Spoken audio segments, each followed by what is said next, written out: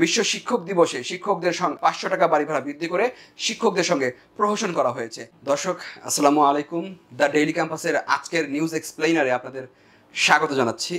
আজকে আমরা আলোচনা করব কি কারণে অর্থ মন্ত্রণালয় শিক্ষকদের 500 টাকা বাড়ি ভাড়া বৃদ্ধি করেছে এবং শিক্ষা মন্ত্রণালয় যে নতুন প্রস্তাবনা পাঠিয়েছে সেই প্রস্তাব অনুমোদন হওয়ার সম্ভাবনা কতটুকু। দর্শক, যারা প্রথমবারের মতো আজকে দ্য ডেইলি ক্যাম্পাসের ইউটিউব চ্যানেলে আমাদের ভিডিওটি দেখছেন, অনুগ্রহপূর্বক অবশ্যই আমাদের ইউটিউব চ্যানেলটি সাবস্ক্রাইব করবেন, ভিডিওটি বেশি বেশি শেয়ার করে দেবেন। দর্শক, যেমনটি বলছিলাম যে অর্থ মন্ত্রণালয় কিন্তু বিশ্ব শিক্ষক দিবস যেদিন উদযাপিত হলো সারা দেশব্যাপী 5 তারিখ অর্থাৎ গতকাল, সেদিন কিন্তু শিক্ষকদের বাড়ি ভাড়া কিন্তু 500 টাকা বৃদ্ধি করেছে। এই বৃদ্ধির ফলে সারা দেশের শিক্ষকদের মধ্যে কিন্তু ক্ষোভের সঞ্চার হয়।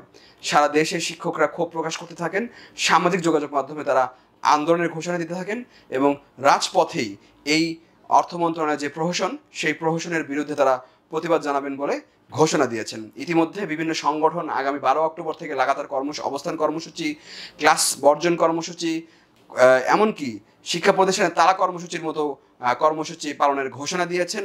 আসলে 12 অক্টোবরের পরে পরিস্থিতি কোন দিকে যাবে সেটি আসলে 12 অক্টোবরই বোঝা যাবে। শিক্ষকদের উপস্থিতির উপরই মূলত এটি নির্ভর করবে বলে মনে করছেন শিক্ষক যারা নেতা রয়েছেন তারা। এখন আমরা আসি কি কারণে অর্থ মন্ত্রণালয় 500 টাকা বাড়ি ভাড়া বৃদ্ধি করেছে। দর্শক, আজকে আমরা সারাদিন সচিবালয়ে ছিলাম, শিক্ষা মন্ত্রণালয়ের ঊর্ধ্বতন কর্মকর্তাদের সঙ্গে কথা বলেছি। তাদেরকে আমরা প্রশ্ন করেছি যে কি কারণে আপনারা 5%, 10%, 15% এবং 20% বাড়ি ভাড়ার প্রস্তাবনা পাঠালেন, এরপরও কি কারণে অর্থ মন্ত্রণালয় 500 টাকা বাড়ি ভাড়া বৃদ্ধি করলো এবং এটিকে আপনারা কিভাবে মূল্যায়ন করছেন। তো শিক্ষা মন্ত্রণালয়ের কর্মকর্তারা যেটি জানিয়েছেন যে শিক্ষকদের যে বাড়ি ভাড়া বৃদ্ধির যে শতাংশ হারে বাড়ি ভাড়ার প্রস্তাব যে পাঠানো হবে অর্থ মন্ত্রণালয়ে, সেটি নিয়ে সারা দেশব্যাপী বেশ আলোচনা হয়েছিল, বিভিন্ন গণমাধ্যমে সংবাদ প্রকাশিত হয়েছিল। সেই সংবাদগুলো কিংবা সামাজিক যোগাযোগ মাধ্যমের কথোপকথনগুলো হয়তো অর্থ মন্ত্রণালয়ে যারা কর্তা ব্যক্তি রয়েছেন তারা হয়তো অনুধাবন করতে পেরেছিলেন যে এমন একটি প্রস্তাবনা অর্থ মন্ত্রণালয়ে পাঠানো হবে, যার ফলশ্রুতিতে তারা আগেই একটি সিদ্ধান্ত নিয়ে 500 টাকা বাড়ি ভাড়া বৃদ্ধি করেছেন, যেন পরবর্তীতে এই প্রস্তাবনাটা যেন না পাঠানো হয়। তারপরও যেহেতু প্রস্তাবনা পাঠিয়ে দিয়েছে, এখন আসলে অর্থ মন্ত্রণালয় কি করবে। শিক্ষা মন্ত্রণালয়ের কর্মকর্তারা যেটি জানিয়েছেন, যদিও এটি আপনাদের খারাপ সংবাদ, তারপরে সত্য প্রকাশ করাই আমাদের কাজ। তো শিক্ষা মন্ত্রণালয়ের কর্মকর্তারা যেটি জানিয়েছেন যে যেহেতু অর্থ মন্ত্রণালয় একটি প্রজ্ঞাপন জারি করে দিয়েছে, একটি পরিপত্র জারি করে দিয়েছে, এখন নতুন করে একই বিষয়ে তাদের নতুন আরেকটি পরিপত্র জারি করার সম্ভাবনা খুবই কম। অর্থাৎ আপনাদের বাড়ি ভাড়া শতাংশ হারে বৃদ্ধির যে প্রস্তাবনাটি পাঠানো হয়েছে, সেই প্রস্তাবনাটি অর্থ মন্ত্রণালয় থেকে বাতিল হয়ে যাওয়ার সম্ভাবনাই বেশি বলে মনে করছেন শিক্ষা মন্ত্রণালয়ের কর্মকর্তারা। আমরা একজন উপসচিব, একজন যুগ্ম সচিব এবং একজন অতিরিক্ত সচিবের সঙ্গে বিষয়টি কথা বলেছি।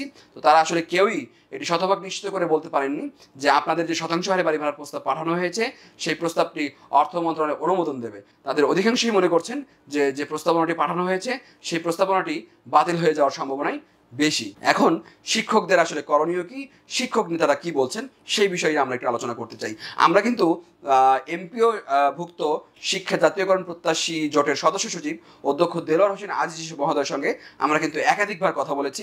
তিনি যেটি বলেছেন যে বিশ্ব শিক্ষক দিবসে শিক্ষকদের 500 টাকা বাড়ি ভাড়া বৃদ্ধি করে শিক্ষকদের সঙ্গে প্রহসন করা হয়েছে, যার এই যে 500 টাকা বাড়ি ভাড়া বৃদ্ধির ফলে সারা দেশের শিক্ষকের মধ্যে একটি ক্ষোভের সঞ্চার হয়েছে এবং এই ক্ষোভের বা এই যে প্রহসন করা হলো, এই প্রহসনের জবাব শিক্ষকরা 12 অক্টোবর জাতীয় প্রেস ক্লাবের সামনে উপস্থিতির মাধ্যমে দেবেন বলে অধ্যক্ষ আজিজি মহোদয় আমাদেরকে জানিয়েছেন।